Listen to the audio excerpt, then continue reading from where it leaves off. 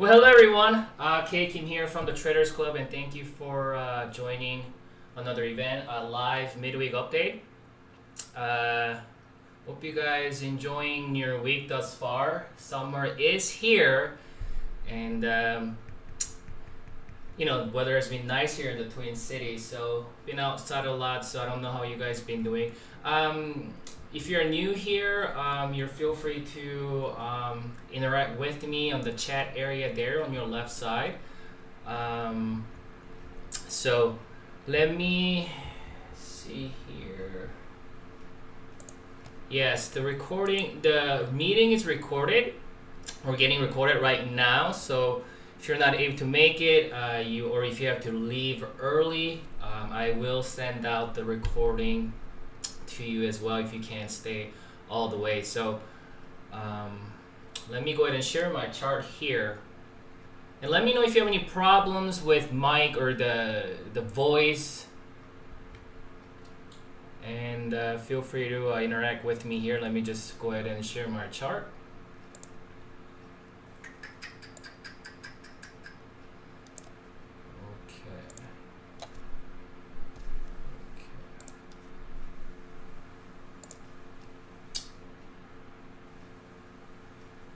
There you go. There goes my chart there. So today what we're gonna do, again, if you have any questions, feel free to ask any questions during the meeting. But we'll look at the market. We're gonna spend some time in the market. We're actually going to kind of look at the market in depth today. We're going to look at every single indices here. Look at S&P 500, the Nasdaq, the Russell. We'll probably look at Dow Jones as well in the financial sector, and I also want to look at some of these two other financial services as your regional banking, financial services, IYG, and regional banking. I think the financials were the sector that were very strong despite of the S&P 500's recent weakness that we saw here. And I've been tweeting out that the financials were very, very strong, or holding up well, rather. It wasn't like strong, but it was holding up quite well, while the S&P 500 was, did see that decline. Same thing with the Russell 2000. Yesterday I talked about the Russell 2000. Again, despite of last 2 weeks decline on the S&P 500, you can see on this chart here, the Russell also held up very well. You see last 2 weeks we don't see any decline, not like S&P 500. What we're seeing is how it held up well. So that was something to keep in mind, last few weeks, and that's what I was focusing on. And not only that, you can see that 50 MA daily 50-day moving average, exponential moving average there continue to act as strong support. It acted as resistance in the past, early May or so, and then it kind of flipped, and then it changed its team and got back to support, supporting the buyers and the bulls. And you can see it's held up very well there, while again when we saw the decline on the S&P 500 there. So these kind of information is important. And obviously, just because the Russell is holding up well, it was 100% guaranteed that market was going to bounce. But because we're in an uptrend, something that we've been talking about all year long, is that we have to respect the trend, because we will have decline. We will have its ups and downs, within an uptrend. And obviously, we saw a lot of that in the past here. But without the major topping pattern, obviously this market isn't going to crash or have a correction. And this market is just continue to frustrate the bears and the put holders or short sellers. This market really loves to, I tweeted out a while back, this market really loves to play games. Play games with your heart, with bear's heart. And because that's kind of what it does, is that every time, it looks like it was going to break down, and then it goes right back up. And then every time it's going to break down, and then it, obviously as of today, we're going to get to it. We don't know. I mean, one day a move, can we really say that it's going to continue higher? But today's move is quite strong, because with the Doji and a gap up and sustained the gap, and we thrived, and then we closed strong right on that 100 SMA, which has been acting as support in the past, which was a strong level that we needed to hold. You can see that 100 SMA continue to act as support. That's 100 SMA right here. That's what I'm drawing here. Isn't that interesting that every time we got to that level, it acted as support, and that's what we call a trend. It's not that everybody's watching that 100 SMA. You know, it's just most people trade the market with just kind of instinct, with feelings, right? So we, you know, at a certain point, after certain pullback, what happens is certain people just feel as though, you know, hey, last time I bought at that level after a certain pullback, and I made some money. And most people trade this way. Most people are not very sophisticated, and I'm not saying that, you know, they're dumb. Most people are not looking at 100-day moving averages. Most people are not looking at all these fundamental technical data. They just feel as though, you know what, the whole last since 2013, late 2012, you know, we get a certain pullbacks, market goes right back up. It's been doing it, so you know what, I'm just gonna keep doing it, right? And that's what I talked about, you know, in my article, that that's the dichotomy of trading, that we have to be very, very sophisticated, but at the same time we have to be at time we have to be plain stupid and say, I'm just gonna be plain stupid and simple and say, hey, we're continue to be trading above 100 SMA. Thus, I am gonna stick with an uptrend, and it's gonna be my view on the market is bullish. And so obviously with today's move, what's interesting is that you know, something we talked about, I think even last live midweek update, is that, you know, today's sentiment is pretty similar to here, and obviously they're not exactly the same. The price has increased, so their volatility is a little bit wider, a little bit more room there, you know what I mean? It moves much more, you know, bigger scale, but it's just the way it moving, to me, it seems like pretty similar sentiment here. And you can see that 50 MA was strong support then. You can see that at 50 MA, it happens to be that 100 SMA strong support there with the Fibonacci. I actually drew a Fibonacci here and here. We actually broke that Fibonacci. I used this one and this one to get a very, very minor tone. We broke below that. So once we broke below that, I was measuring that right there. So that's 100%, 0. And then we got to the last level of Fibonacci retracement zone. I taught you guys how to do this, and which is coinciding with the 100 SMA. And so yesterday was important because we threw a doji, right? So doji, a lot of people, you know, understand what doji is. Doji is one of those things that, you know, if you're trading technically, I'm sure everybody knows what doji is. It's just that doji can be kind of a wild card. It can either be a continuation resting pattern, or it can be a bottoming pattern or bottoming candle. It just, you never really know until you see a follow through, right? Because dojis, I mean, we had this candle right here, this day, right there. This was just a couple days ago. That also is qualified as a doji. It's more like a spinning top, high wave spinning top, but it has a sentiment of doji there. And then what happened? We didn't see a follow through next day, and then we can see the next day what happened was we had another bearish day. That's what I'm saying is either doji or spinning top, they can be either a resting pattern before continuing, or with the follow through next day or reversal next day, they can be a reversal candle. And then we threw another doji. The thing about this last 4 days, here, what we have to understand, bears do not like this.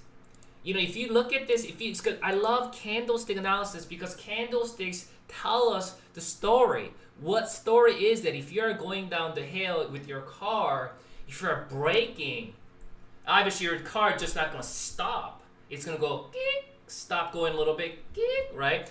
And that's kind of the sentiment it had, right? We came down and then we right? We trying to stop. That didn't work. We had another bearish day and then another doji. So this is not what the bears want. Bears want to see a flush. Bears want things just coming down.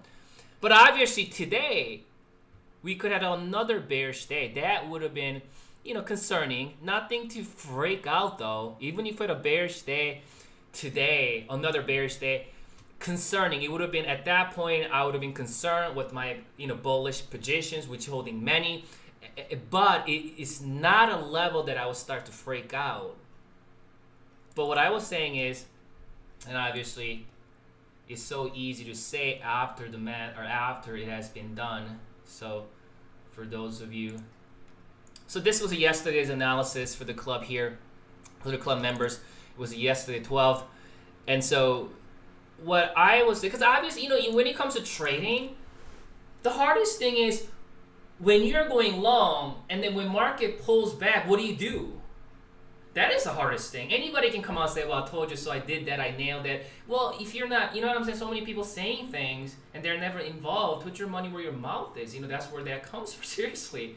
But I've been long with many multiple positions. So when the market is pulling back, especially when you're position trading, right? And we're not talking about day trading. You know, we're not talking about day trading. Where if you're holding things a much longer time, the hardest thing is when the market pulls back, because there's a fear. Is it just a pullback, or is it gonna completely just roll over? Are we talking about market top?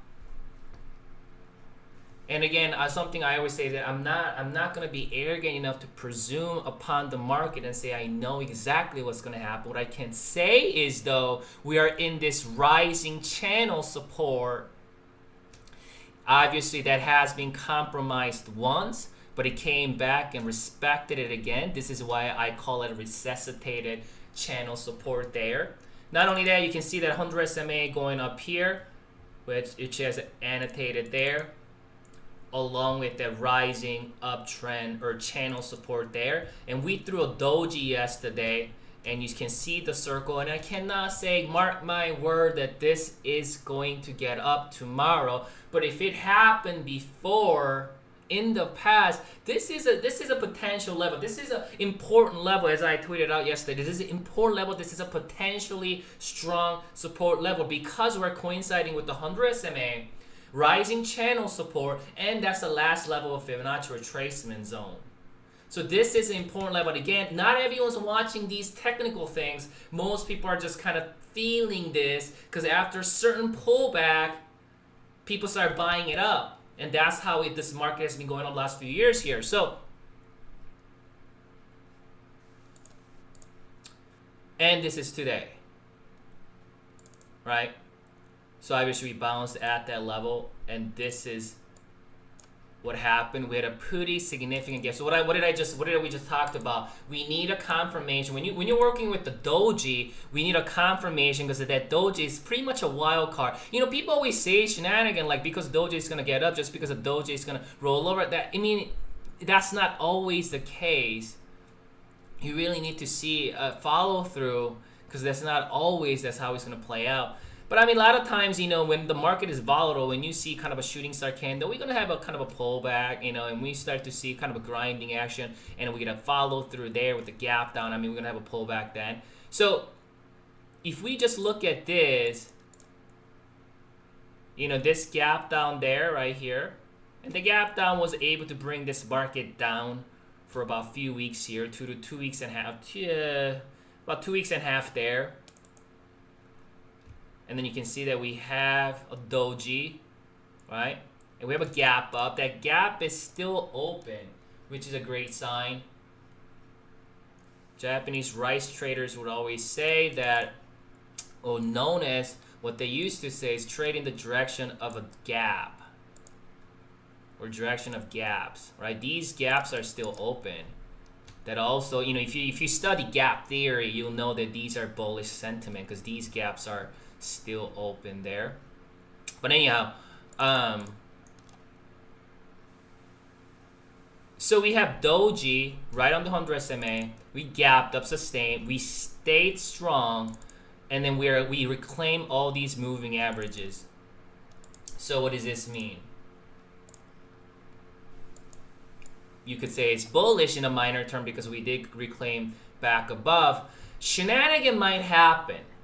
There might be certain, because this market just always makes it just not easy for anybody. This market loves to make it difficult for everyone.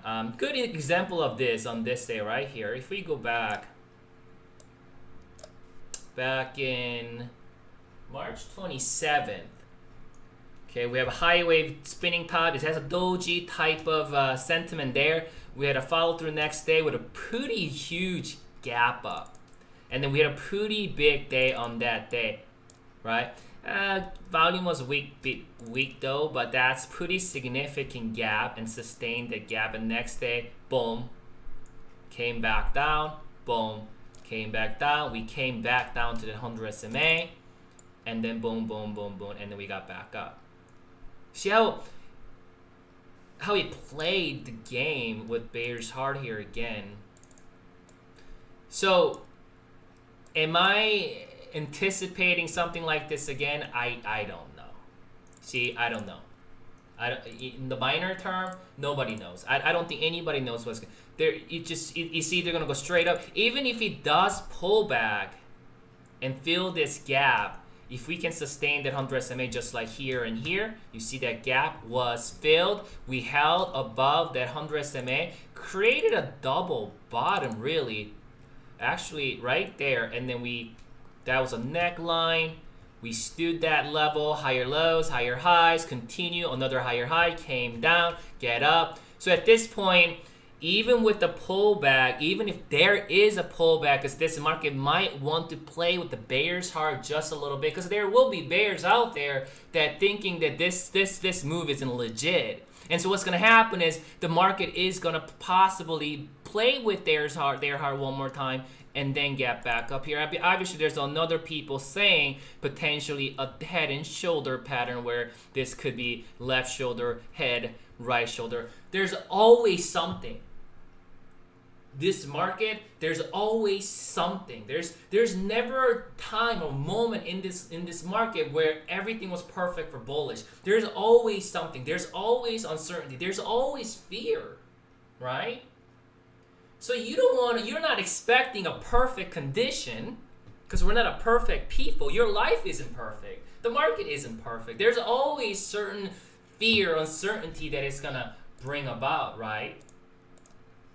So let's stick with the confirmation. Without confirmation, let's not worry about the head and shoulder now, because, you know, we had something similar in the past that never played out. It actually went back up, nullified it, got back up, and then we actually had this kind of a miniature head and shoulder again right here. If I just go back like this right here, it's kind of hard to see. If you go to line chart, it's probably easier to see right there.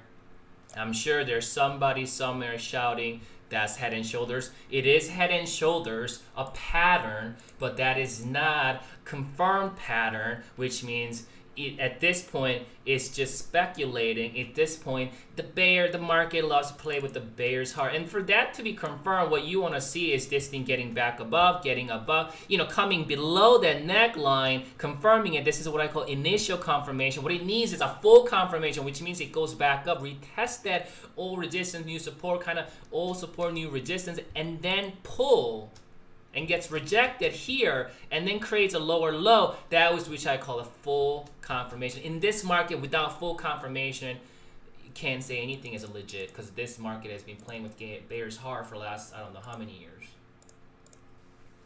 So do you really want to call head and shoulders here? No. Unless if this thing does this, that. Once I see that, then that is a legitimate head and shoulders. And one thing that I always say is when you're using technical to trade, please do not use a ghost data, use tangible data. What I mean by the tangible data is, do we see any kind of data what I just drew? No. What is the data we have? This is a data.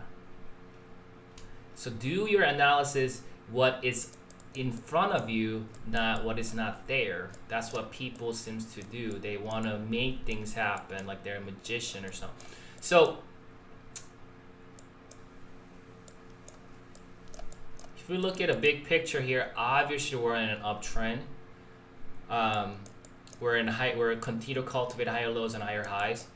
I actually like the fact that market really made, market is really, taking its time. We are still in the territory of higher lows and higher highs. I know that's very slight, but that's still technical higher low. So which means we're still in an uptrend, really. You can also look at this as kind of an intermediate term rising channel going on here. So as of today, I say bullish to neutral in the minor term, but obviously bullish in the intermediate term and primary term. And yesterday it was bearish in the minor term, bearish minor term, bearish minor term, bearish minor term, because we got below 1020 MA, and then we trying to get up, didn't, failed, and we had a little bit of a continuation pattern there, some kind of a bear pennant. So it was bearish in the minor term, but obviously minor term sentiment is going to change quickly. That's what we call it, a minor term.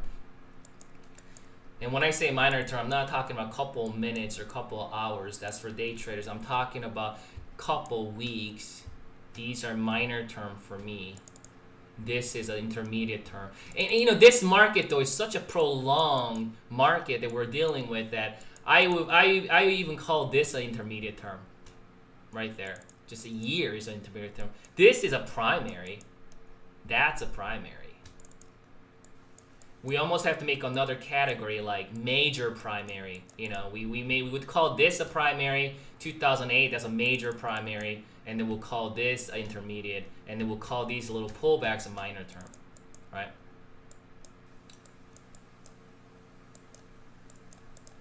So let's go. Any question the S&P 500? If not, I'll go to Russell there again. I'm gonna spend some time in these indices today. Russell, again,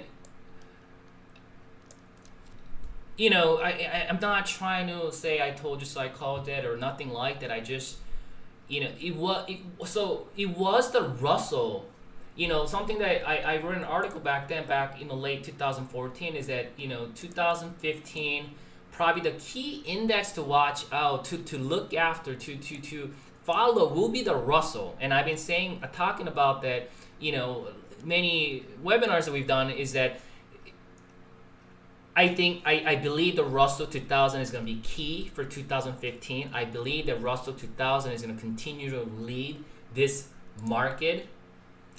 Obviously this market has been very, very lethargic. I get that, but really Russell 2000 has been the champion out of all the indices, even with this recent how well it held up. Here, let me show you a chart here.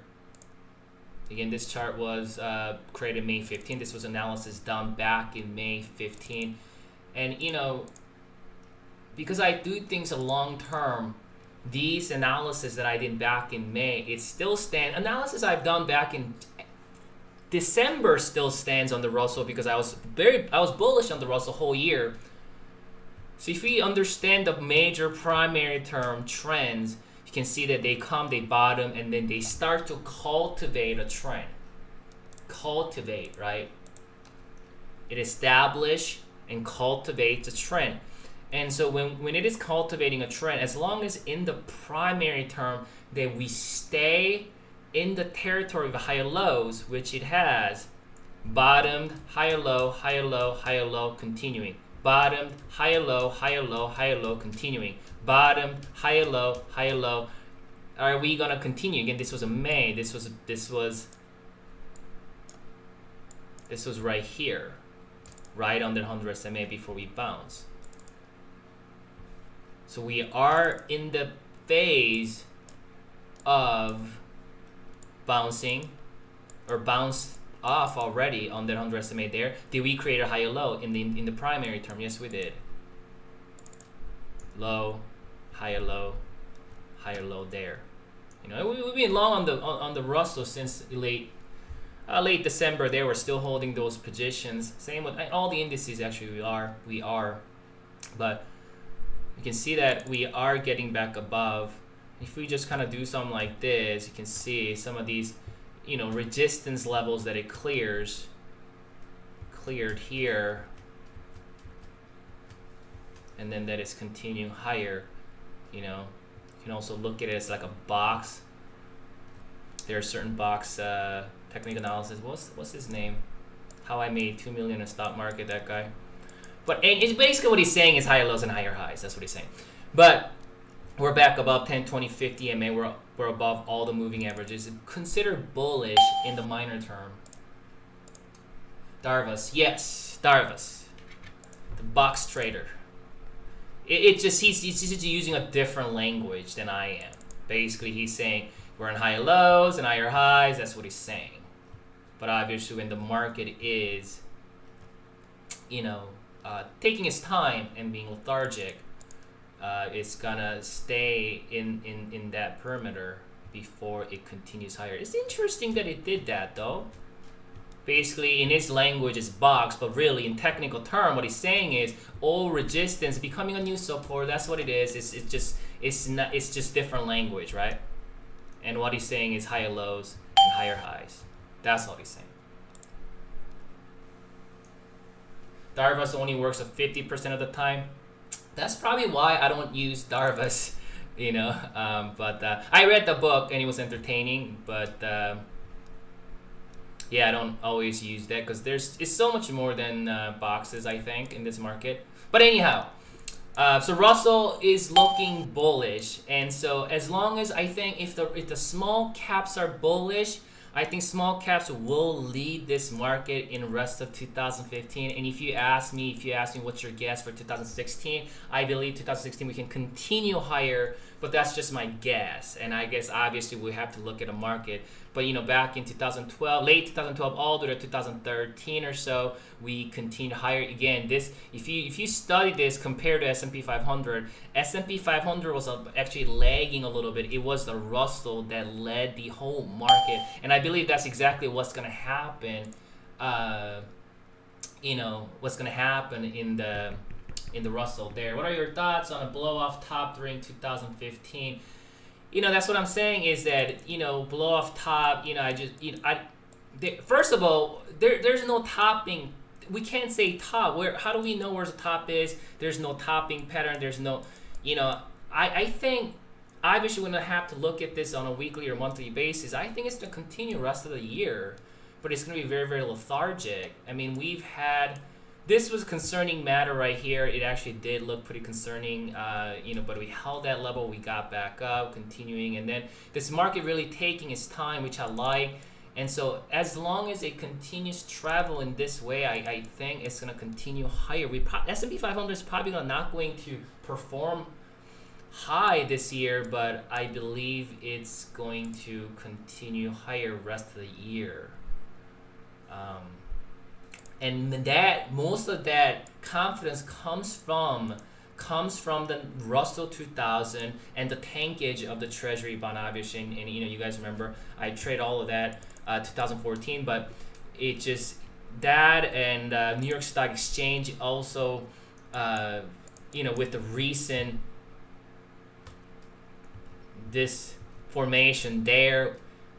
With low, higher, low, we continue to cultivate higher, low, higher highs. We pretty much consolidate. And a lot of these patterns like this, we're seeing what this is really without it. Basically, it got its correction in time. It didn't really do it in price. It just really, you know what I mean? That's exactly kind of what it did. Russell, what it did was in 2014, we pretty much moved sideways with a massive bear trap there. And so something that I talked about is this market is so strong that even when the small caps had a major cultivation from the bears, it took one whole year. Okay, one whole year to cultivate left shoulder, double head. This is a monster. And right shoulder, and we had an initial confirmation. This is an initial confirmation. What do we need for full confirmation? A rejection somewhere here. We didn't do that and got back up. We talked about nullification, right? You guys remember back in late 2014, early 2015, we talked about the nullification of this major bottoming pattern or topping pattern, the repudiating, right, rejecting the major topping pattern that we built. The bears have cultivated. That was a monster. And we shook that off. this market shook that off. The monster from the small caps. So I don't know. You know, this was actually when the Treasury bond was going higher.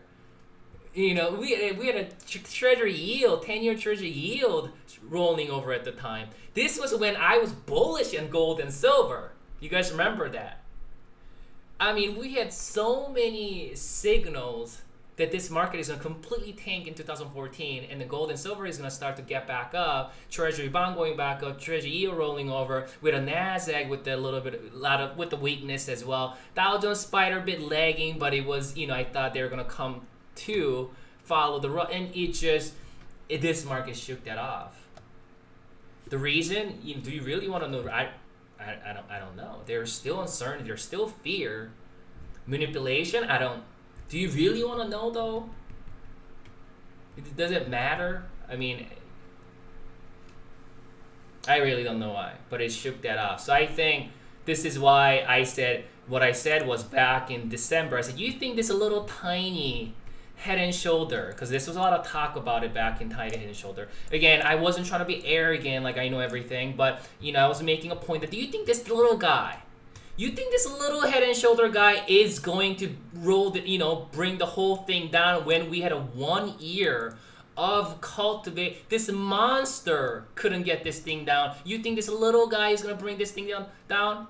Obviously, anything possible in a market, but let's talk probabilities here. No.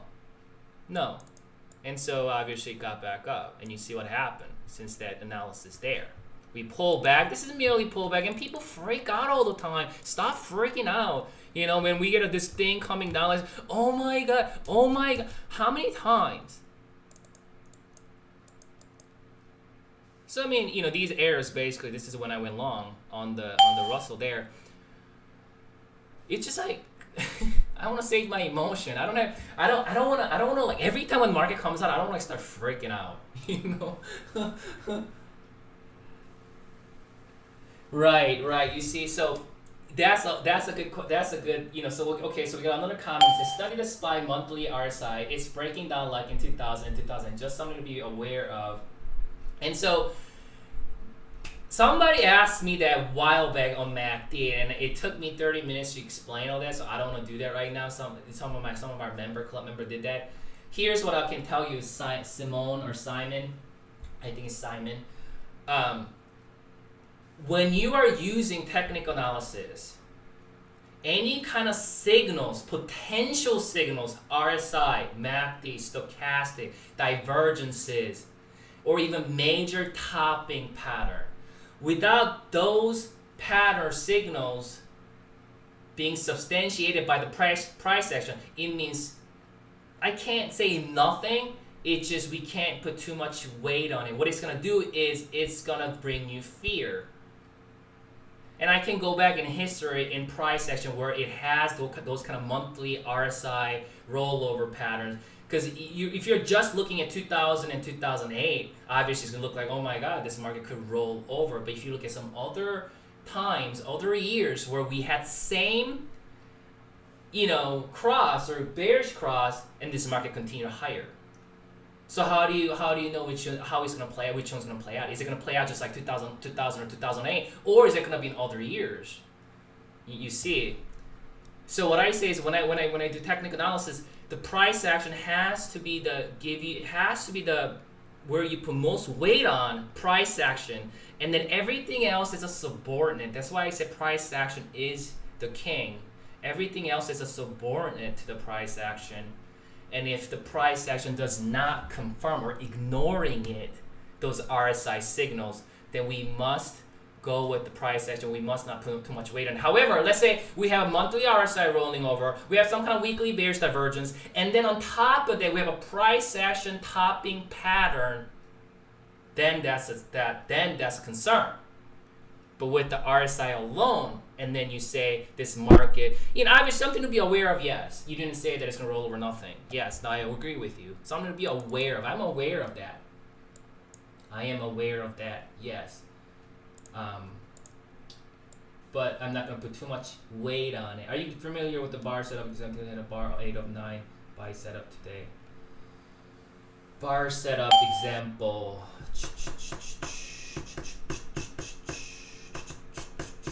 I do not know what bar setup example is. Buy setup in TLT, I don't think so, unless it's a long short term. It's where TLT is still in a downtrend, lower lows, lower highs again.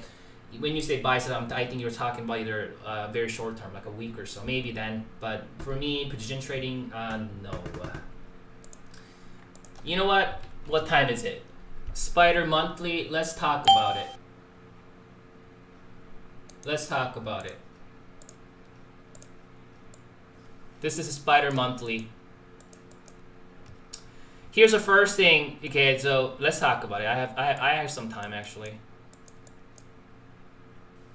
Okay, so this person Simon said the RSI, monthly RSI, is breaking down like 2000 and 2008, and that's a legitimate concern. That's not, you know, bad question or nothing. That's a legit. You know what? Let me go. You know what? Let me go my oscillators. There you go. Yeah, it's easy to see. Let's go to RSI. Let's do it. Okay. What happened there? And you know, obviously, RSI. You know, everybody's RSI's there. Wait, I have a different setting for my monthly chart though. Let me double check real quick. Everybody has a different setting, so. Oh, it's 9. Never mind. It's just. Well, that was a monthly. Never mind. That's a monthly. There we go. It's 9. It's just I did a 9. So here, right there, right here, right there, right here, right there, right here. Right? And 2008 and 2000. Right? So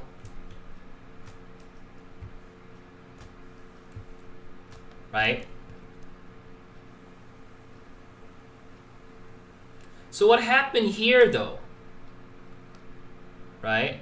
What happened here when we're breaking down? We even have a bearish divergence though. Market continued higher, and then RSI bearish divergence. Market continued higher. Actually, this thing diverged for how long? Let's see. This is why divergence from 1996 for 4 years. We had a bearish divergence for 4 years. All right. So that's that really wasn't a credible signal there. We had a bit of divergence, and we had a straight line. It continued higher, a little bit of bearish divergence there, but continued higher. Here was problem was here when this thing rolled here. This is what I want you to get it. Price action substantiating the signal. Okay. Yeah, look, this is a monthly chart, guys. So I want you to pay attention here. So each candle is 1 month. When the RSI create a lower high, where you see that where it created a lower high there, right? Right here.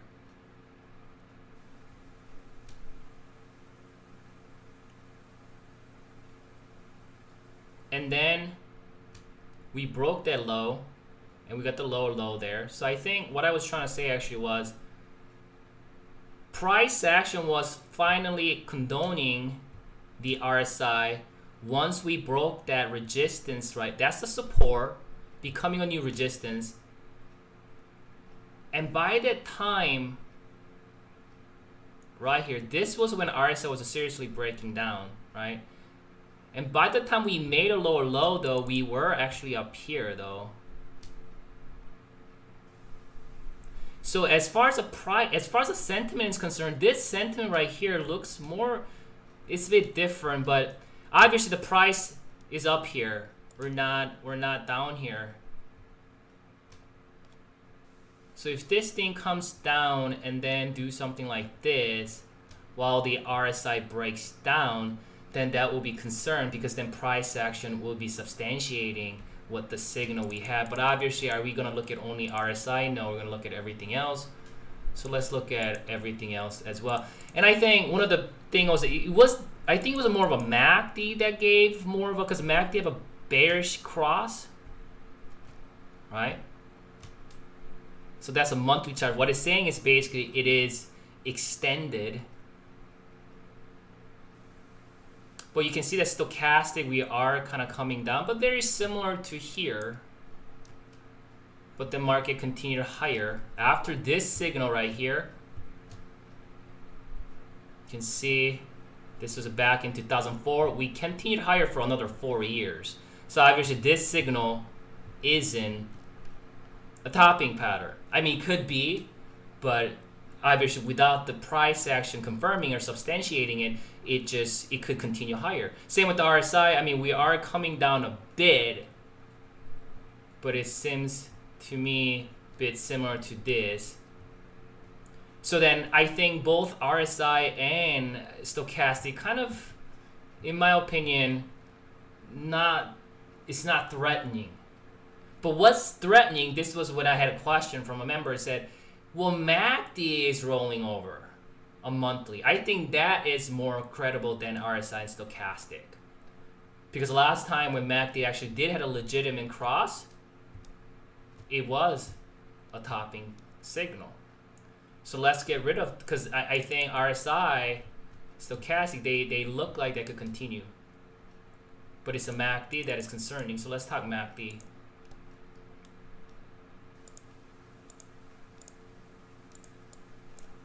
So when we look at S&P 500 here, so let's look at the, because obviously we're looking with the monthly chart, so there aren't a lot of data that we can study with. But if I just go to Russell,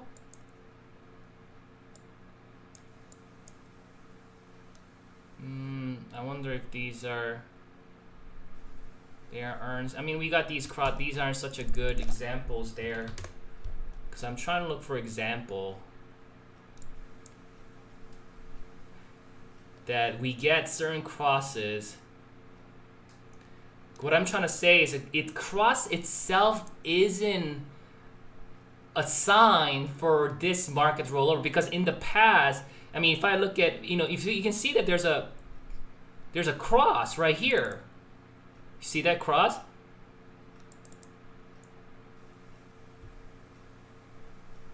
It almost like that cross became almost like it's a bottoming pattern. We had a MACD cross, but the market continued higher. What is that all about, right? Same thing happened here. And I'm using this as example that this could happen on S&P 500. I'm not saying that that's exactly what gonna be. We had a cross right there, right? Almost like that was almost that bearish cross was what? Some kind of a bottoming signal? Because it's a bearish cross, right? So this just an example, and if you study more other indices, you will see this a lot, is that cross alone cannot determine that this market is going to roll over. This cross, however, was a rollover.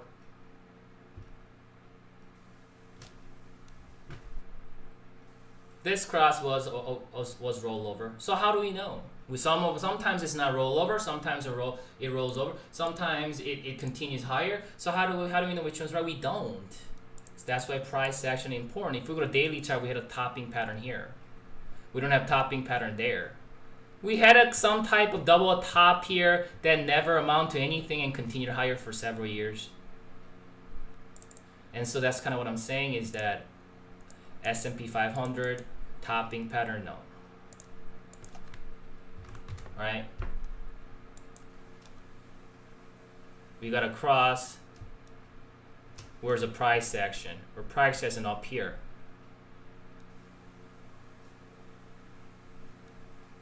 Right? It's interesting to note here also we had a cross, and this thing continued higher for 2 years. This is monthly chart, so let's see. 2 years? No. 1999. About a year, 1 year.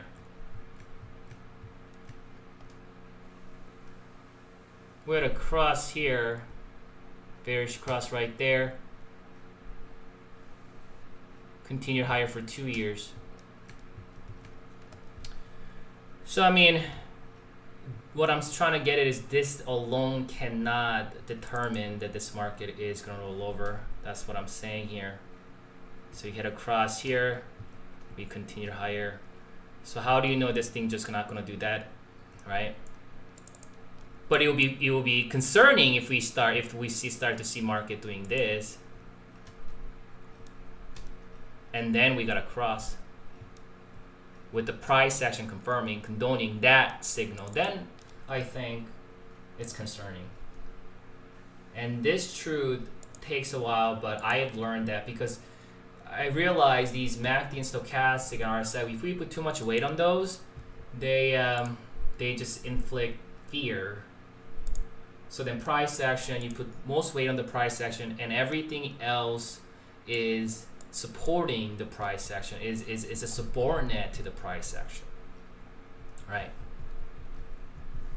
So is this there? I see it, but another thing that people say is that we have a weekly bearish divergence here, since they were talking about it here.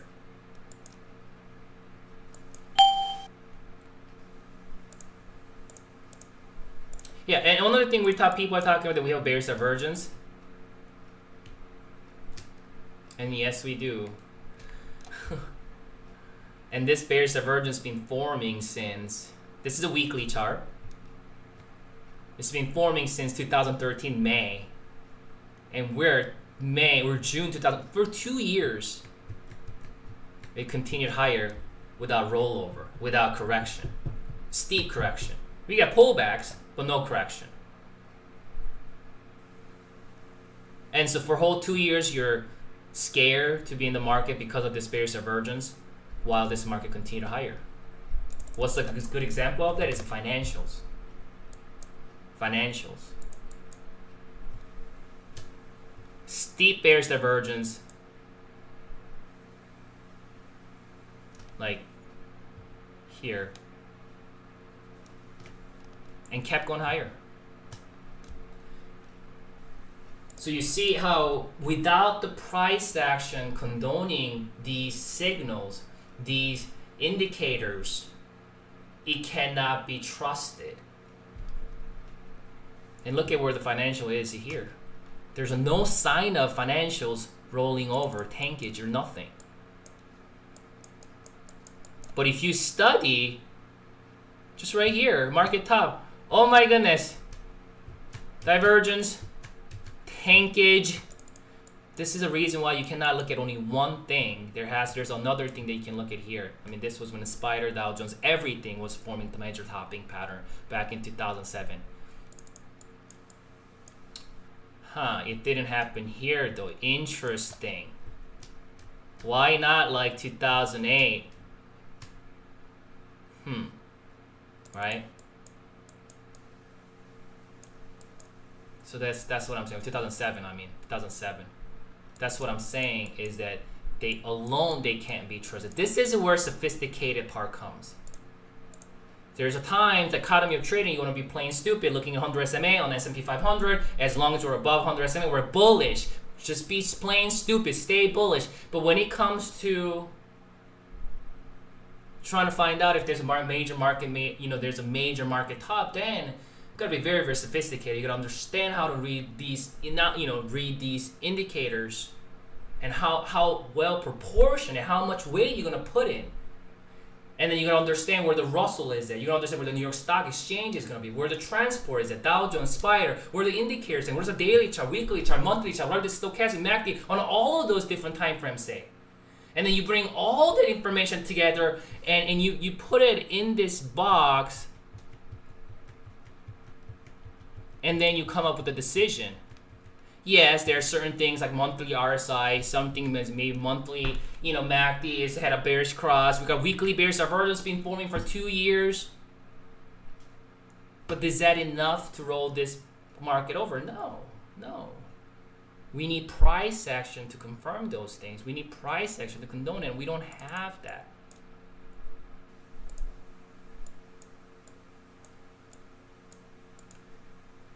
I think 2014 was the time where if this market was gonna have correction, I think it was 2014. Everything was just, it seems like everything was lining up to just have a rollover. Remember, I talked to you guys about the Treasury bond. This is the first time that Treasury bond didn't roll over, or market didn't roll over with the Treasury bond. This is the first time. Oh, I changed it now. I changed it to red, where Treasury bond rollover, market continue higher. But I made it before where Treasury bond continues higher, the market rolls over. I made it in a bullish aspect of it. This red indicates Treasury bond rolls over, market continues higher. That's what it indicates. This is a Treasury bond versus S&P 500. Before, what I did was I made it where if the Treasury bond continues higher, market rolls over. Treasury bond continues higher, market rolls over. Like here, it did that. Here, market Treasury bond went up. Market had a correction there. Right here, Treasury bond went up. Market correction there. So then when when Treasury bond continued higher, market went with it. And then finally, Treasury bond rolling over, and I'm saying market could continue higher there. So everything, it seems like everything was, all the pieces were together for 2014 correction, and we didn't get it. Technically speaking, we didn't get it. So since that has been nullified, repudiated, I'm very bullish again, but doesn't mean when I say I'm very bullish, doesn't mean the speed wise. You know what I mean? It's not, because I'm very bullish doesn't mean it's gonna go straight up. I think this market is gonna continue to frustrate everybody because it's gonna just keep doing this, playing games thing where, go up, come down, go up, come down, go up, come down. So I'm bullish, and again, I want to talk about financial here. We're 15 minutes gone by. I haven't even looked at any of these individual names, but financials, again, financials held up.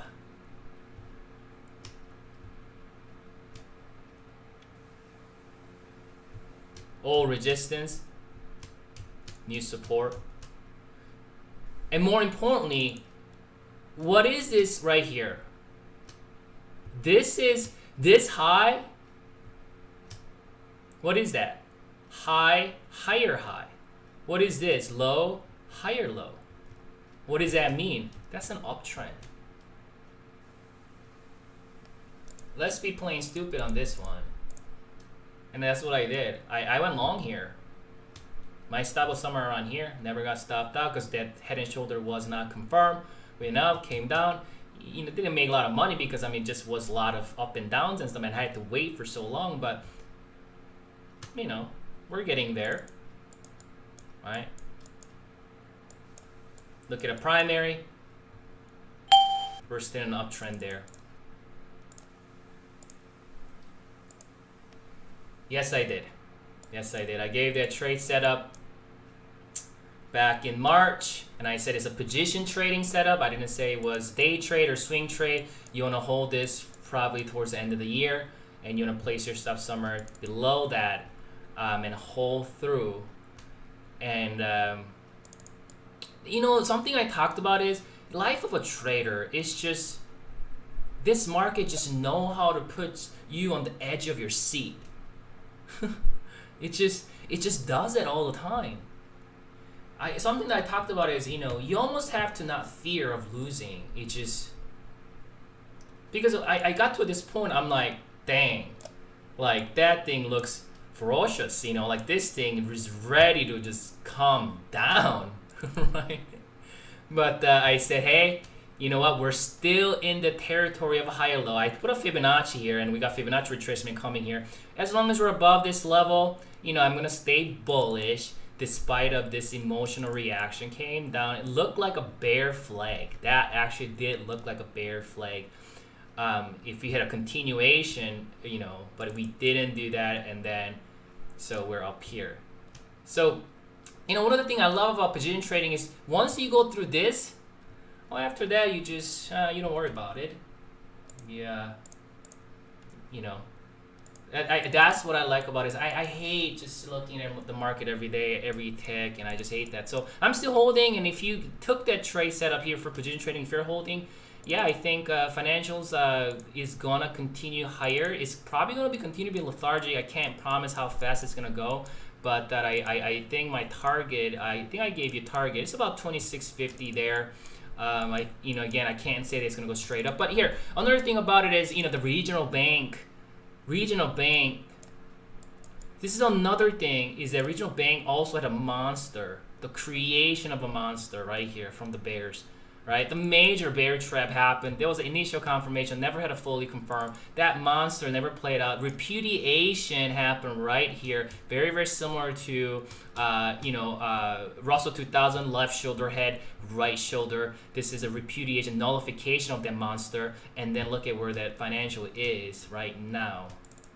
So that's what I'm saying, is I'm bullish in this market because this monster, we had this monster happening and it shook that off, and this is where we're at.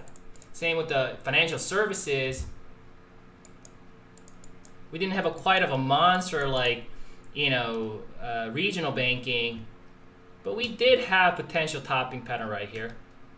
Never confirmed, went up, made a higher high. We had a tankage, got back up, another tankage, got back up. In that process, higher lows, higher highs, we're in an uptrend.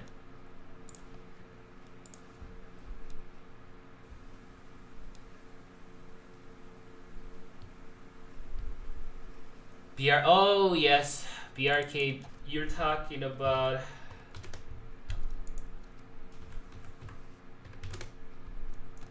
Berkshire Hathaway. Yeah, I've heard some people say that this is very well connected to financials and got below. And so, because now it's below the moving averages, there, the 100 estimate, 200 estimate is crossing. So because of that, it is concerning. And something that I will say, same thing what I tell people on the transport. People say that, well, transport breaking below the 100, 200 SMA, and because of that, the whole market is going to roll over. You can't say that. So same thing with the Berkshire Hathaway, just because they are rolling over, the financials going to roll over. We can't look at one piece of evidence and put our whole investigation on that one piece of evidence. Like, think about it, if you're FBI or some kind of crime scene investigation, are you going to pick up one evidence and say that I know who the killer is? I mean, yes, they can amount to something else, but then that can lead to something else. But we need more. We need more evidence. That substance. How I use that word substantiation a lot. I actually picked that up from this crime scene investigation TV show. Can you substantiate that? I'm like, that's a great question, right? That's a great question. Can you substantiate that? Transportation is rolling over. Because of that, the whole market is going to roll over. Can you substantiate that? With what? How about the S&P 500? What does that say? What about Russell 2000? What does that say? Can you substantiate what the transportation is doing? You know what I'm saying? I do believe Dow theory. Oh my, this is a great question, but it took me 30 minutes to explain. I had this question again with my member, and we talked about it. You know what? I'm in a very energetic mood today, so you know what? Let's talk about it. These are great questions, though, guys. Seriously, these are great questions. These are great questions. Because you're hungry, you guys are hungry for technical analysis, and you want to ask these questions, and you want to demand answer, and you want to figure it out. That's what I did several years back. That's what I did, try to figure because this market evolved. One of the hardest thing about technical analysis, guys, this is it. If you're an engineer or a surgeon, like in a hospital, if you're a doctor, you learn certain procedures. And then you do that procedure and you can make certain thing. So 1 + 2 is 3. In math, everything works. In trading, though, what has worked before might not work today. Doesn't mean that we're going to completely neglect it, that it's obsolete. We're not going to do that. It is still there. Dow theory, I so much respect what Charles Dow has done. I mean, a lot of my study I've done in the past, when I first started studying, it was the Dow theory. I memorized that thing. But what I realized about the Dow theory, that the market has evolved so much that, again, you can call it manipulation, Fed printing money, whatever you want to call it. Nowadays, well, here, I'll look at it right now. Dow theory right here, higher high, didn't confirm. What if Dow theory is saying? The transportation must confirm. Back then it was railroads. Basically what they're saying is these industrials are producing products, they must ship it out. If they're doing good, they're shipping a lot of products out. Because of that, railroad stocks, the transportation stocks should do well along with it. This is what the Dow, this is a major Dow theory here. Dow Jones Industrial Average must confirm Dow Jones Transportation Average. Because if these companies are producing things, but then their transportations are not doing well, they're not transporting things, then something's wrong about it. So back here in 1998, you can see that higher high here on the Dow Jones Industrial Average. Well, the transportation did not make higher high, and then we made another high. We actually made a lower high, and there was a major divergence, and the Dow theory suggests, when it says it must confirm, those two averages must confirm. It didn't do that. We had a bear market for 2-3 years. Same thing happened here, pretty similar. You know, you can see that we got a, this is more of a, it's almost like you can see that lower highs.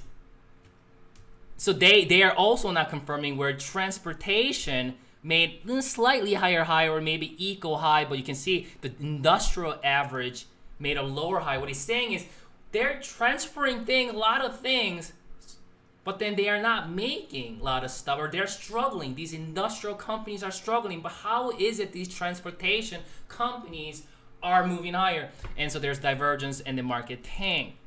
Same thing happened in 2011. Major bearish divergence here. You can see that higher highs and lower highs. And this is when the transportation started to kind of grind, this kind of a falling channel type of movement, and this was a major divergence, and this market ignored it. This market didn't buy it, and then transport just thrived. Look at this. Let me say something real quick here. The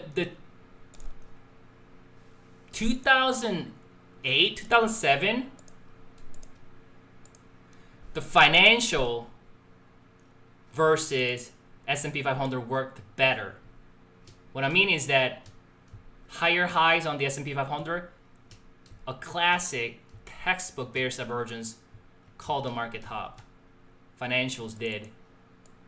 Because banks and the equities were not, you know, the banks and the S&P 500, the market was not confirming. Same thing happened here, higher high, lower highs, with a 2008 correction or 2011. It was a kind of a short term. It was a correction, steep correction there.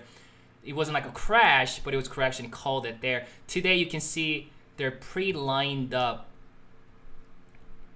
Financials hasn't made higher high yet, but we're right there. So looking at this, we are healthy. Looking at S&P 500 and financial sector. But let's go back to Dow Jones and the transport. We have another divergence happening here. Transport and the industrial average. Yeah, right. That could have maybe the QE and all that stuff have already altered it. But technically speaking, how can I trust the Dow Jones right now when this market shrugged that off? This is a major divergence. So can I trust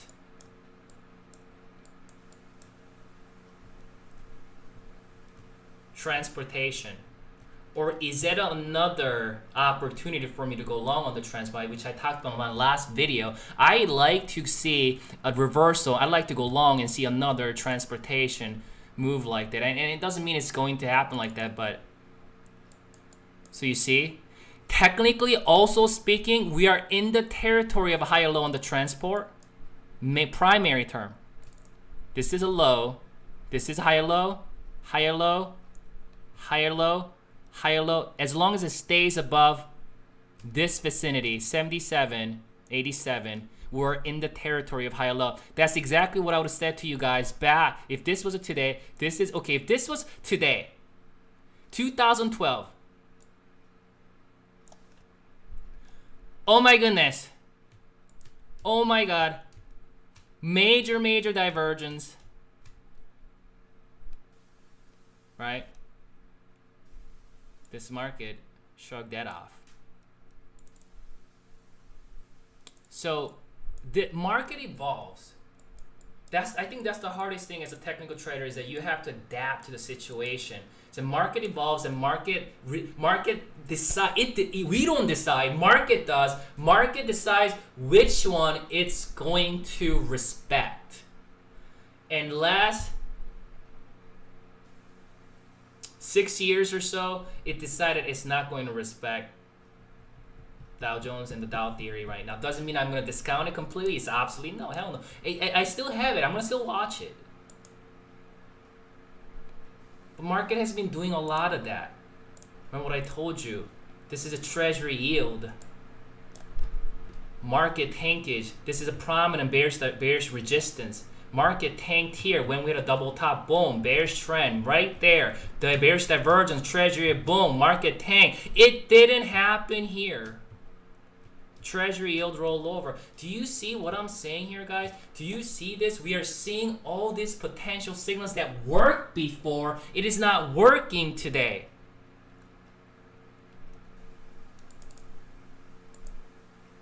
Same thing, Treasury bond. I just showed you. So then you'd be like, oh my gosh, this is an impossible task. How can anybody be in the market? This is just crazy. Why would anybody would want to do this? I be honest, I don't even know how I got into this business. I really don't know. There are a lot of painful moments. I just be honest with you guys. You guys know that I'm real with you. There are a lot of painful moments trying to figure this out. And I can't presume to know everything. But this market is, I kind of look at it like, if you're battling with another human being, let's say if I'm boxing, I love playing video game. I play Street Fighter. They got new ones, not the old. Every time I say Street Fighter, people think I'm playing that Street Fighter 2. Like they got new games coming out now, or it came out. One of the reason why I love it is because I love playing these long sets with another guy online, and we have to be a similar level though, because if I'm too good, I'll just beat the crap out of him. I love that because what happens is there are times I'll just go all out and I'll just kill him, but then he learns.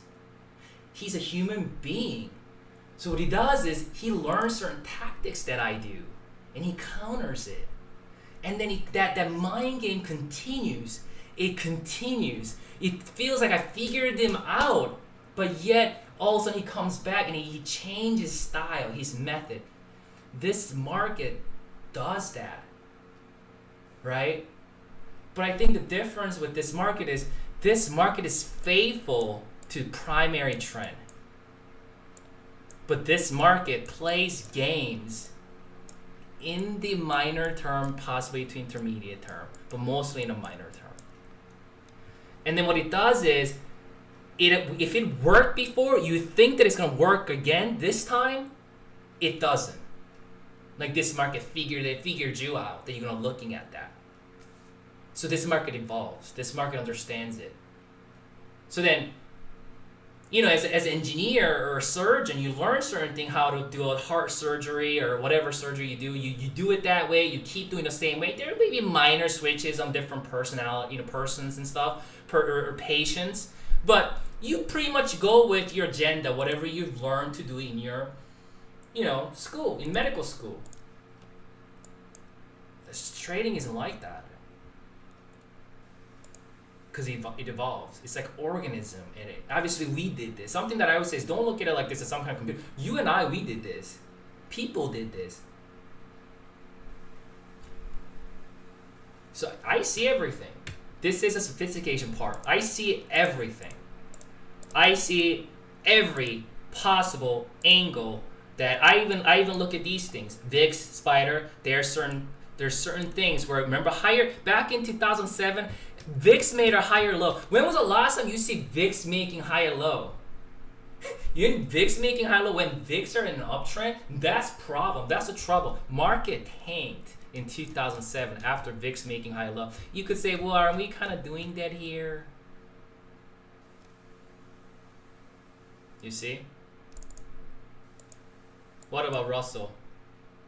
We're kind of doing that here too. Without this right here. Look at this. Look at this. Look at this. Look at this. Monster. 2014 monster topping pattern. Higher lows. Higher lows. A tankage. A crash. Higher low. Monster topping pattern. Well, this is more monster. This is the biggest monster. This is a 6 months. This is 1 year. This is a 4 months or so. Do you see this pattern? Why do you think I was a bit scared to be, be part of on the equities because of in 2014? Look at these signals. This is just, we saw so many. And this market shrugged that off.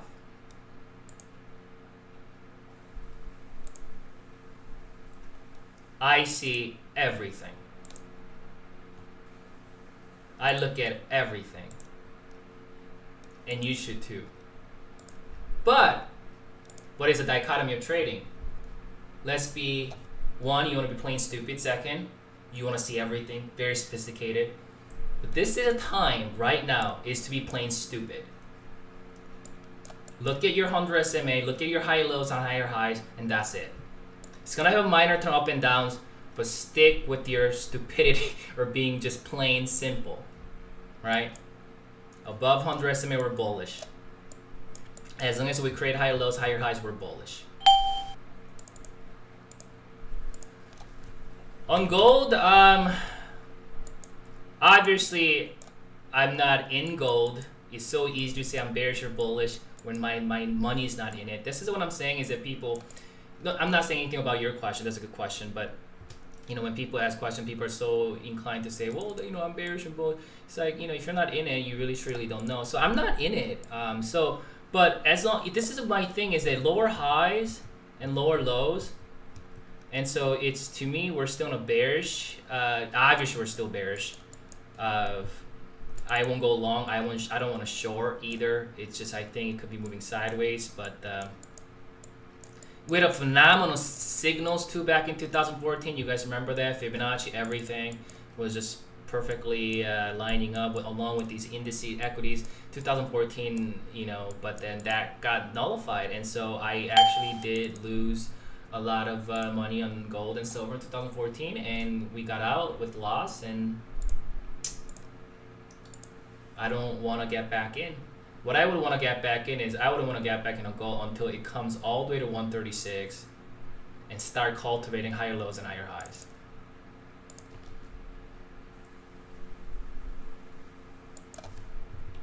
With the market strength today, was I surprised that Apple wasn't stronger? No. Apple's fine. That's the thing about it is, some stocks gonna take some time. You gotta give it some time. I mean, I'm still long. You guys, I journal this. If you follow my blog, I haven't updated it yet because I want to see what's happening. But we're in an uptrend here.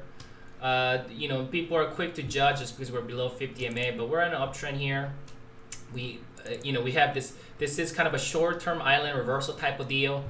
We gap down here, and then we gap up there. We have a kind of a spinning top there, and then we got 3 candles right here. This is a morning start, but that 3 needs to be confirmed. So we need a 1 more bullish day.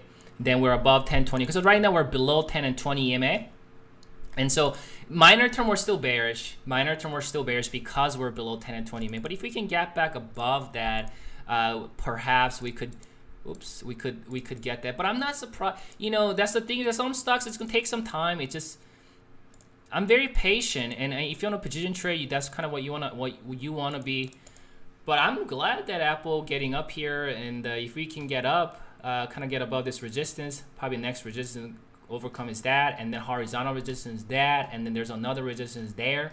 So there's a lot of long way to go. I mean, I don't know how it's gonna move, but as long as the market is in that bullish tone, you know, these individual stocks will do well. Same with the Nasdaq. You know, let's be plain stupid here.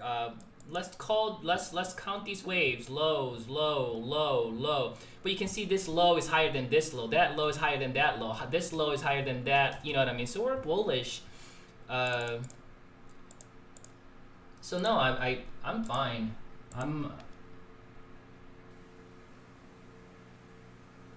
Yeah, that's good. No, I don't use, I think Heiken is, which one is this? This one? That's a point and figure. Is this one?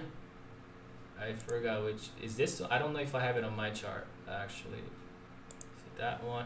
I don't use anything but candles. I don't use anything candles. I love candles. I think candles, best thing happen. It just tells a story. I don't use anything else. Whatever I show you, that's what I use. Fibonacci, candles, moving averages, some of those indicators, oscillators, and that's what I use. I don't use any special, you know, systems or nothing. What time is it? All right, let's go through this quickly here. Tesla, you know, I'm still not involved. Remember I talked about I feel iffy about this, so it doesn't mean it's bearish. Doesn't mean it's bearish. So what I want to see, I like the fact that we came up and create an equal high. You know what that means? That means that there's a potentially coming down to create a high low. This will null. Remember we talked about the repudiation, nullification. Remember we talked about the New York Stock Exchange. We talked about Russell 2000. Why I'm very bullish. This formation could potentially be a repudiation, nullification of potential this major head and shoulder pattern. That obviously that's not going to be confirmed until we do something like this, but we don't have that data, so I'm not going to call this bearish. That would be stupidest thing if you call this bearish because we have some kind of form. It needs to confirm in a fully, not just, you know, initial, because we've seen a lot of bull trap or bear traps. So what I like to see is I love the fact that we came all the way up here. And then what I like to see a higher low and that. But the biggest question on the Tesla is, would I go long here? Or would I go long here? That's depending on the situation. That's the thing about it is, you know, I don't know if you can't just give setups. You can't, it depends on the situation, on the market, and Tesla's reaction of that market. So I can't just say if he comes here, go long. If he comes there, go long. I can't say that because with a certain sentiment of the market, I might go long here or I might go long there. But I have to see it. It has to go there. And I have to see how it reacts to the market, what kind of candles that we're trading here, what kind of reaction we got, what kind of price action we have. I also have to look at some of the certain the indications, and so I have to make a decision. Am I going to go long here to you know, presume or, you know, anticipate that higher low, or do I want to go long after a full confirmation here, after getting above this neckline? You know, so many people, what they want to do is they want to go really, they're so obsessed with that couple cents different. They want to get the best price ever.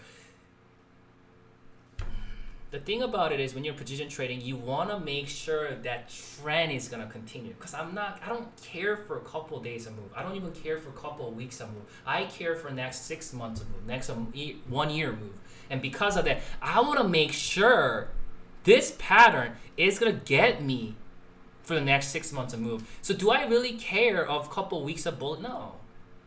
That's what it means to be a position trader. If you're trying to, if you're studying to be a position longer term traders, then these are the things that you want to understand.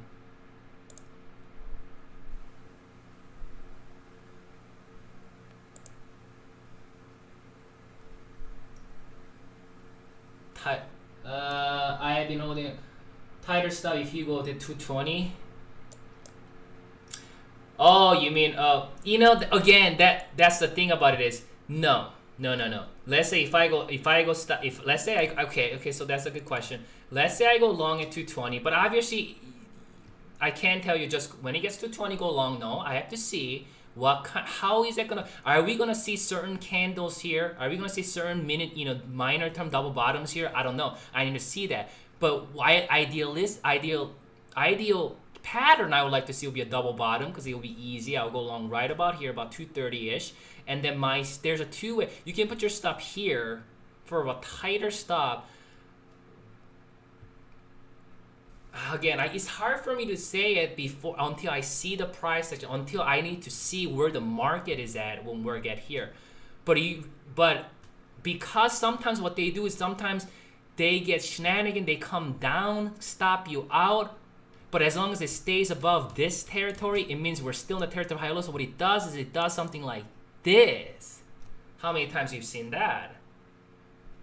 See, I always think about shenanigans, the mind games the market is going to play. So when you're playing chess, you have to look at not just one move, but 2, 3, 4, 5 moves ahead. I've never played chess, but when you hear these people talk about playing a chess, that's what they say. You're thinking, you're looking ahead, like 5 moves ahead. So I'm looking at not just one move, but what if this thing comes down and then looks like it's gonna break down and then goes back up and then do something like then go up? I'll tell you something. I'll give you a good example. Lionsgate. Okay, I'll tell you how we did this. So this is a Lionsgate, and we went long on Lionsgate right here. That's where I went long. Okay.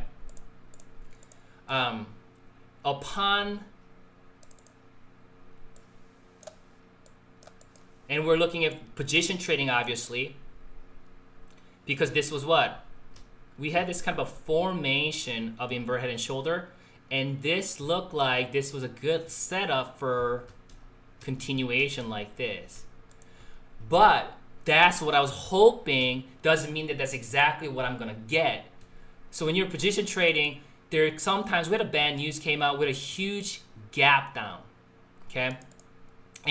And what happened was, obviously with this kind of gap down, what do? Do you hold your position? Do you sell it? It's just a lot of fear. And not only that, we had a bearish we have formed, we're respecting now this resistance as well, and then we had this uptrend. Now that's broken. But remember what I just said about the Tesla setup is that as long as we stay above this level, though, we're still in a territory of high low. And this market loves to play freaking games. And because the market is bullish, even when we got below, a lot of times people put their stop just below this right here. If I would have placed my stop right there, I would have been gone. I would have been stopped out, and I would have missed this whole move. And people always say you can always go back. No, you can't. Unless you're day trading, you cannot always go back. That's just people saying stuff. Stop listening to it. You cannot always go back unless you're a day trader. In position trading, you need to have a certain setup, because if you just go back whenever, there's no setup, there's no plan. I have a plan on everything I do. So let's say if I got stopped out here, I can't just go back in any of these moves because there's no setup. But this market loves to do that. Cancel everybody out, inflict fear, impute damnation, and then when everybody's tired of it, then it's gonna go up like this. And was there possibility this thing was gonna do that? Yes. That's what I say. Life of a trader, you're always edge of your seat. However, mentally, emotionally, you're calm. You see that. That's what separate from boys and men. Boys will get emotional and start freaking out. A warrior is not fear of dying. A samurai. It's funny because I talked about it for my members. Because I watched The Last Samurai like several months or a month back, and then I'm like, that's what it means to be a trader. Like, you're a samurai. You shouldn't fear death, but you stick with your training. So what I did was, I'm sticking with it. Oh, it's okay, Sherry. You can go. I have. Thanks for joining. But anyway, for those of you guys are all still here. Anyway, because this is the hardest thing of trading is what do you do? And this is kind of what I'm saying, guys, is that when you look at Twitter and Stock Twitch, all these blogs, people always like to talk about things afterwards. Oh, the landscape's going on. Oh, there's a breakup one. Oh, this is resistance. Oh, we're clearing support. That's stupid. That's dumb. What would you do with your current position? That is important thing. The decision-making part. Not is like, oh, we're clearing support. Oh, we're below business resistance. Oh, we reclaim 10, 20, 50 MA. Oh, hey. Oh, I called this. I called that. I was like, did you trade that? Did you profit from it? No, I just called it. That's stupid. Right? That's stupid. No wonder I'm not doing that anymore. I'm not on Twitter and stock Twitter. Well, I am, but I'm not active on it. The biggest, most important question you should be asking, guys, is that where would you enter? Where's your stop? Where's your target? If something does go wrong, what would you do? What would you do? That's something nobody would talk about. Just be honest with me. Where does anybody talk to about this? Go to any webinar out there and anyone talk about this. But that's the most important part in trading. What would I do? That decision-making part is the hardest thing. Nobody can say, oh, if it's above this level, yeah, go bullish. If it's below that level, it's bearish. Oh, if we can get above this level, above that level, we hear about moving. It's stupid. We're below all the moving averages. It's freaking bearish. We have a freaking gap down. We got freaking like island reversal type of deal here. Making decision is the most important part. That's what you want to cultivate, your skill, right? And so this is what I looked at here. I'll give you something here. This is what you call a bearish divergence, 65-minute chart. And so we said that this is 65-minute chart, and we also had it on daily too. Here, I'll show you on daily. This is daily, right here. This is Lionsgate still. Not so much on MACD, but stochastic, so pretty good. Along with the 65-minute chart, right? So then that could be a catalyst. But do I go, am I gonna be arrogant enough just because I just preached to you guys, these signals must be what? Substantiated by the prices. So am I gonna call it and say, well, because we have a bullish divergence, it's gonna go up, mark my word. Because if I say that, you run. If anybody say that, you run. No. I say, I am not sure if you're going to bounce or not, but we have a certain signals, and plus markets still seem to be bullish in the intermediate term. We do have a bearish outlook in the minor term, but intermediate term we're bullish, and because of that, I want to hold through. Even though we're losing money on Lionsgate, I want to hold through, and that's exactly the decision I had to make. That's the most important thing that you have to, right? The skills that you need is that, the fortitude, the emotion, that mental strength. After with this kind of down move. And I'm not even surprised. You know why? Because this market loves to do that. Playing games all the time. And this is why it makes so many people frustrated, right? Excuse me.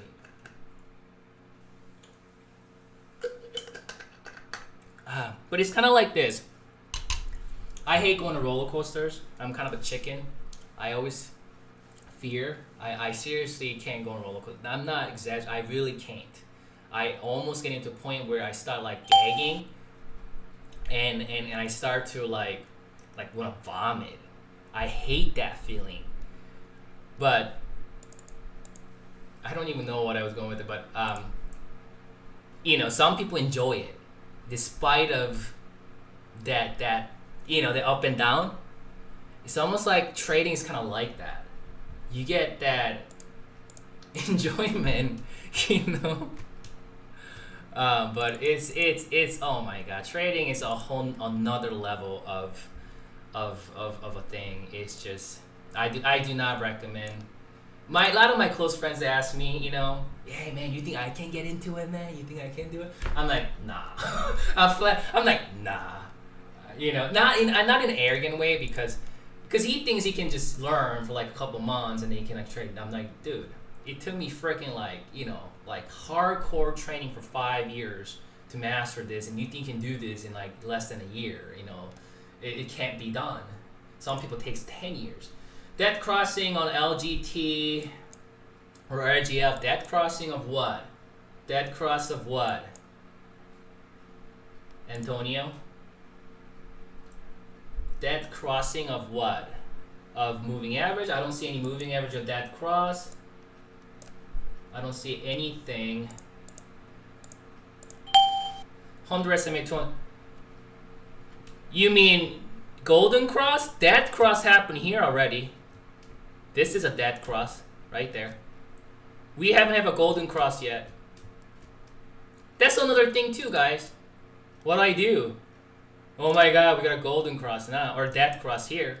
What do I do? That's a golden cross to the upside. That's a dead cross. So you got all this bearish outlook. You got all this bearish outlook. You know what I mean? We got all this bearish outlook here. We are below all this moving average, humongous gap down, a lot of fear, market churning up and down, and we talked with a lower low, lower highs. Oh my god, we broke this support, we even broke that support, and then we have Fibonacci, we've broken that. What do? That decision making is a difficult, most toughest job in trading.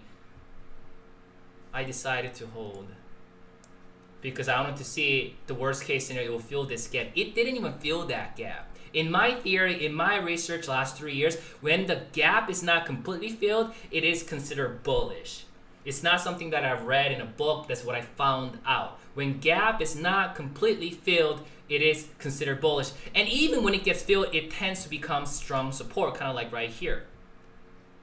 You know, we filled that gap. I mean, it was short term, but you know, tends to become a support. We have a gap here that never filled. Do you see that? We have a slight gap right here. See that? That's what I mean, is that when the gap, it doesn't get completely filled, you know, it's bullish. And now we cleared that level, and this is what I'm talking about, guys. This is a pretty monstrous of major higher low and higher high. We also have an inside left shoulder head, right shoulder, and major, and I'm very bullish on Lionsgate.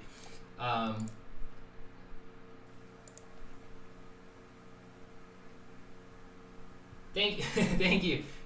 Simon says that I admire your passion for the game. Yes, I do have deep passion for this game. Very difficult game.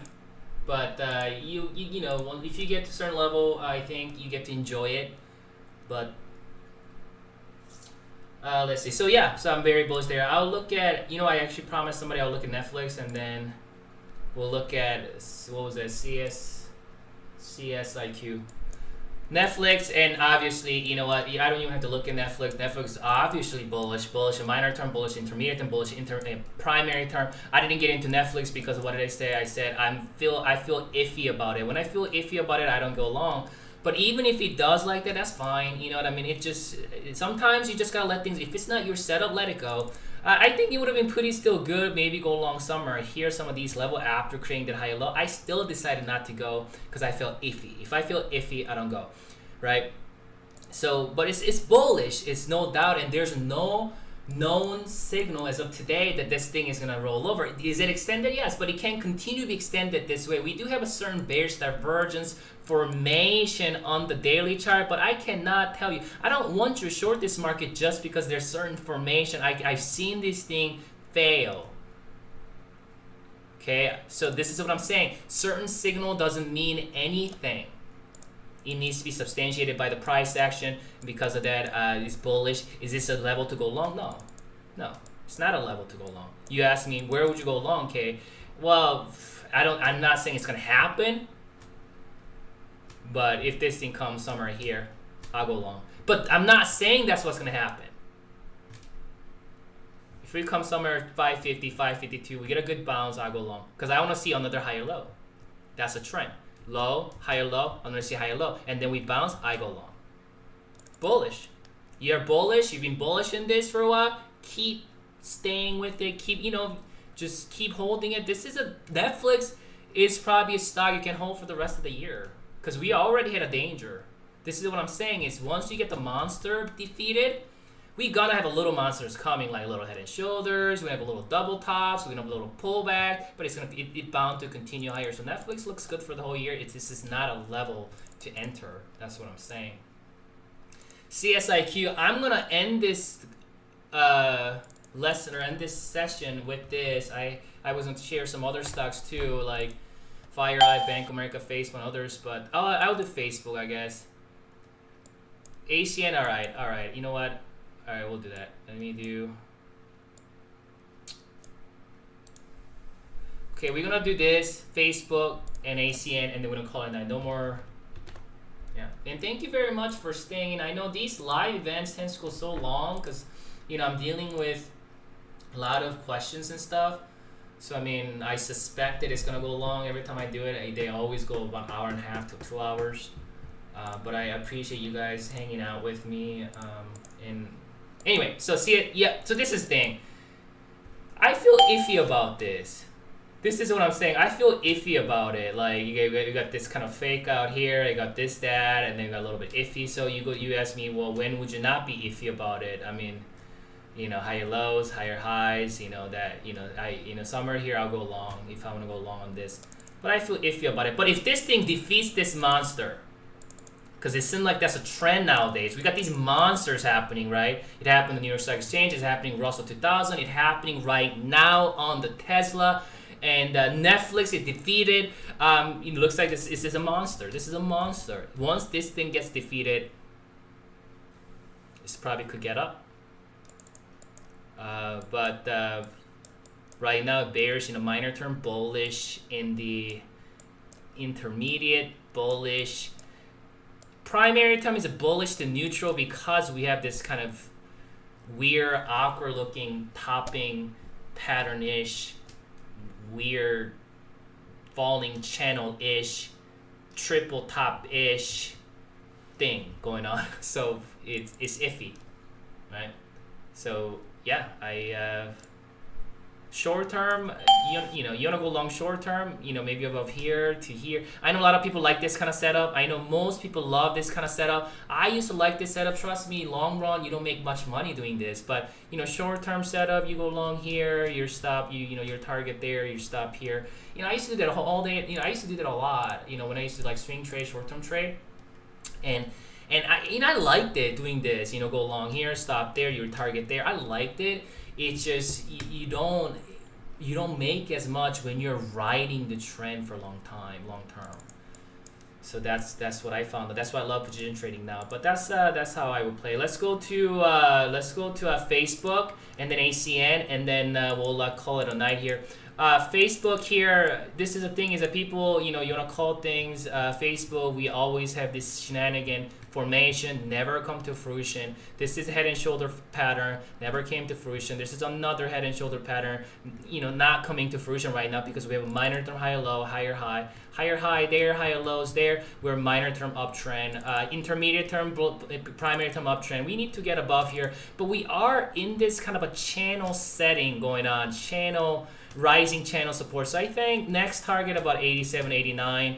I think it's gonna do that, and you know, we're long. Actually, we're long on Facebook since 78ish, and it didn't do a lot. It just had a lot. We're still holding it, and our next target is about this top of the channel here. If you draw on your chart, you'll know.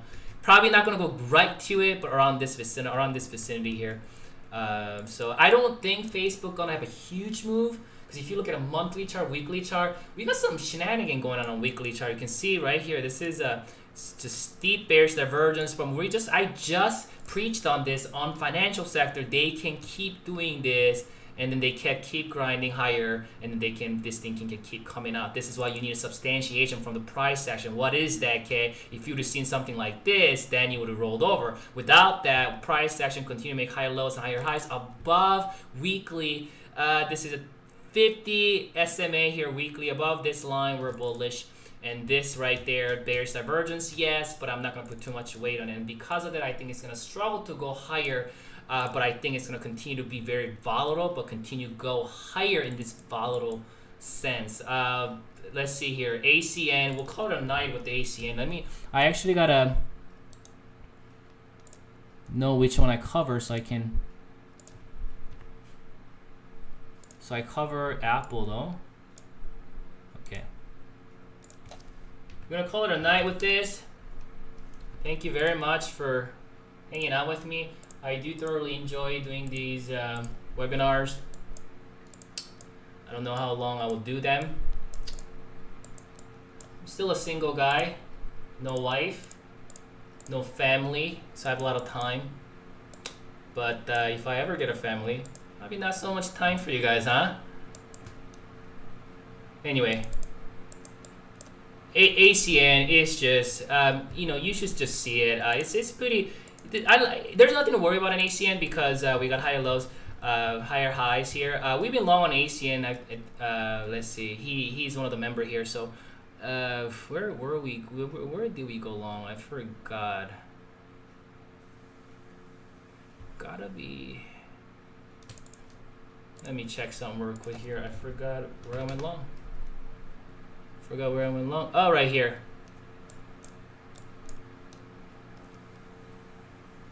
So we went long 89. So we got 89, 88, 88. Yeah, somewhere here. So we went long right about here. And this market do that. And this, again, the decision-making time part, right? This is the hard part. It's the easy part to understand where the pivot, where the support, higher this, lower, you know what I'm saying? We blew right through the support, but I said, hey, as long as we're above that level, we're territory of high low, we gap back up, came down, went up, came down, went up, came down. Looks more like a bull flag there. So it looks like we're breaking out of that bull flag possibly. So we're starting to respect 50 MA now. It didn't before. It almost like it just was nonchalant about that 50 MA. It's like, I don't care about 50 MA. But here, starting to kind of respect that 50 MA. What it's saying is people are starting to be a little bit more anxious to get long on ACN. That's what he's saying. Is that obviously not everybody's looking at 50 MA. What he's saying is people, you know, with a decline, people buy it up. We get a decline, people buy it up. People get a decline. And then as they start to trend, people are a little bit more anxious. So they buy it up a little bit sooner.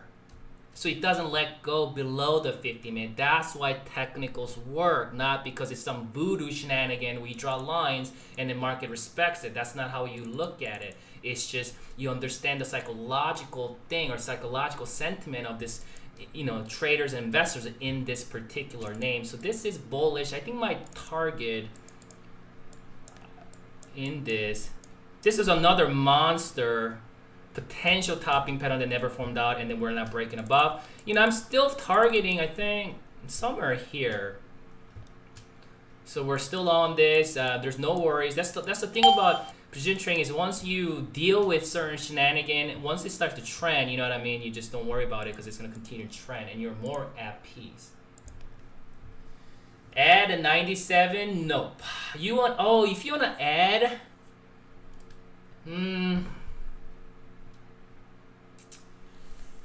I think I gave you 97.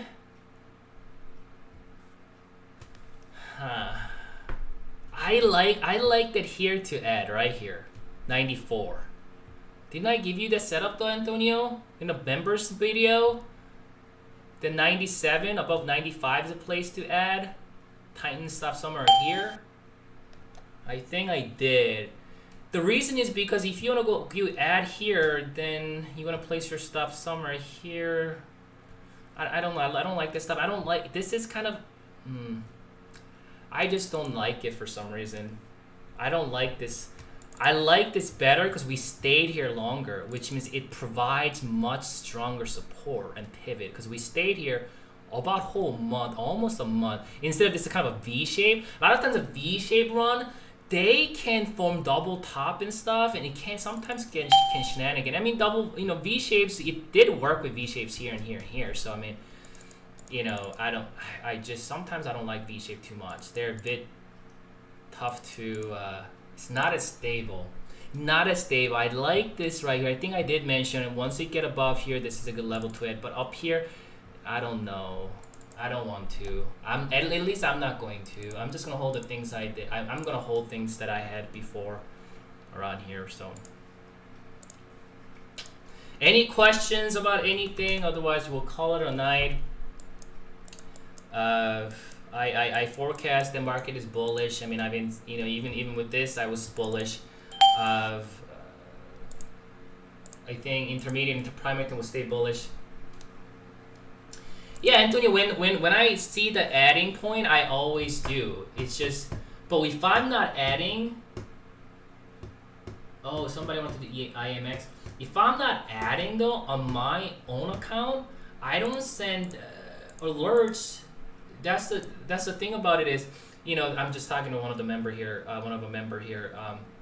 if I'm not going long in my own account, I'm not gonna send alert because, but sometimes it depending on your account and stuff like that. But I'm already holding multiple positions, so I decide I'm not going to. Okay, we got a lot of. Okay, okay, well, all right. Let's see. We'll do IMAX. Okay, I'm really gonna have to call it a night after this then. USO. We really gonna call it a night after this. All right, we'll just IMAX. Yes, IMAX. That's a great. This is another monster. See, we're seeing a lot of these things nowadays, don't we? We're seeing a lot of it. This is what I'm talking about. You have to understand what's happening now. This is a potentially major topping pattern. We nullified it. Look at that kind of move. That's the thing. What I'm saying. This is what we're seeing on the Russell. This is what we're seeing. These things that I'm looking at here, and so that didn't. That didn't crack IMAX. You think any of these little tiny shenanigans gonna crack it? No. But here's the thing about IMAX. If you're long on this, keep holding it. You wanna go long here? No, I don't wanna go long here until it gets to, because this move is pretty steep. I wanted to see this thing coming back down to about 100 SMA or so, or even below 50 MA before creating some good looking high low there. But this is not the level to add. This is not the level to initiate. This is a time that if you've been going long after breakout, some of these levels, you keep holding on to it, position trade this, keep riding it, or even take some of your, we got to 20%. You know what? I actually put this Fibonacci up last time when somebody asked me right here, and then we got to 200% and we start selling off here. So this is a level, this is a first target, probably close about 50% or so, and then wait for a pullback, or even 60-70%, and then add some more after creating a higher low there. But this isn't the level to short sell unless you're very, very short term. This isn't level to add or nothing. This is a level to keep holding. But if you've been long after breakout, probably close some positions here and then take that profit. But not all of it, just keep some in case it could continue higher. So you can see it got pretty close to 200% and we start tanking here, but looks like we're still kind of grinding higher. So bullish in all terms.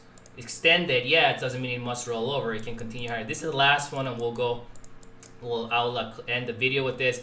This is good looking here, double bottom. We do have a weekly, daily bullish divergence. I think we talked about this last time, but I need a substantiation from the market, right? You can see that that's a very strong bullish divergence on MACD. Look at that. That's a very, very strong bullish divergence. I need a substantiation.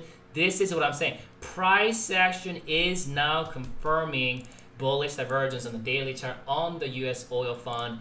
But you might ask me, well, would you go long? You see, the thing about it is, I think if I want to go long, maybe for more swing trading, because we're working with this kind of a decline, I can't say that that's a major bottom. I can't say that that's a major bottom. I cannot say that. You know what I mean? I can put some Fibonacci here, but,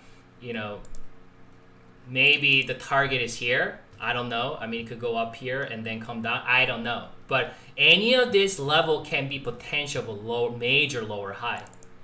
You know what I mean? So it's not a good vehicle for position trading, but this, you could go long for swing trading, potentially stop at, target at 25. You can place your stop right here. You can go long after it confirms, but it's just about here. We got 200 SMA coming here, so it's not a long-term thing, but it does look bullish in short-term. This does look like a pretty sound higher low there, higher low there. This is another thing I'm talking about. Made a new low, traps everybody, and then it goes up. This market loves to play games like that. So understand that, and it looks bullish in the minor term, not intermediate term, not primary term. So we could have bullish run, but it could be, I think it's going to continue to struggle. I like to see some major bottom. No, it's not going to. Yeah, this is difficult still. This is very, after coming out of that, it could be difficult. So it's going to be much of a short-term vehicle, nothing long-term there, but does look bullish in the short term there. I'm going to close it. You're very welcome, because if I hang around, there will be more questions. So next week, I'll put out the video update if I have time, if I have a chance, I'll put out video. And then every other week we'll do live, and we'll look at where the market is. Again, I just want to let you know that if there might be a shenanigan like gap down tomorrow, It's something like we've seen like here with a gap up, and we had this, and then we came down. We had another few days down move. There could be some kind of shenanigan move. Just keep the bears in check, or there could be some kind of head and shoulder formation. But stick with that 100 SMA. As long as we're above that, it is bullish. Even if you get below that level, you know what I'm saying? Even if you get below that, but it's not the time to freak out, really. It's a time to concern, though. If we get below 100 SMA, it will be time to concern. But do we have that right now? We don't. Let's worry about that when we get there. So we stop worrying about the data that is not there. Let's worry about the data. So if we get another bearish run tomorrow and clear this resistance, then I think it could continue higher there. So next few days will be important. If we continue higher, we get some follow through next few days, I believe it will continue higher. But we get shenanigan, gap down, we get some kind of fade, then you want to see that 100 SMA holding and then getting back up. So have a great night. Thank you very much for staying with me for an hour. That's a 2 hour and 50 minutes. That's a movie.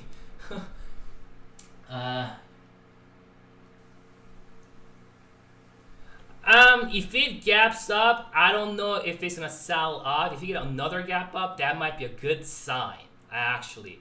What I'm thinking is if it gaps down, though, that could be a gap fill action. If it gaps down, that could be a gap fill action. If it gaps up, we could have a pretty strong bullish move. Or we might do is that we might just hang. What you want to see if you're bullish, it hangs around like this for a few days, and then it kind of rise on the 10, 20, 50 MA and then go, right? But if it gaps down, some shenanigan gap down, then it will probably fill this gap, and then we'll probably have to see if the 100 SMA is going to hold. But looks bullish as of today. And Russell broke out, financials broke out, so they all look bullish. I'm thinking it look pretty good tomorrow, unless we get some shenanigan gap down, which hope we don't, but we might. So we'll see tomorrow. Have a great night, guys. Again, thank you very much. You guys are great. You guys are always very, very respectful, and so have a good week and enjoy your weather. It's a great week here. Great weather's been here as well, so I'm gonna go out and enjoy that weather. So have a good night. Your line is now muted.